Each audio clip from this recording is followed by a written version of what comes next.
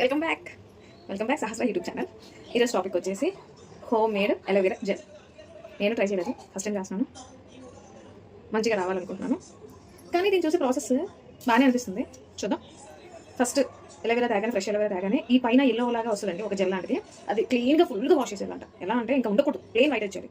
అయితే ఈ sides cut చేసి ఈ పైలో వేసేసి ఓన్లీ అలోవెరా మాత్రమే తీయాలి. గ్రీన్ లేయర్ అస్సలు ఉండకూడదు. ట్రై చేద్దాం.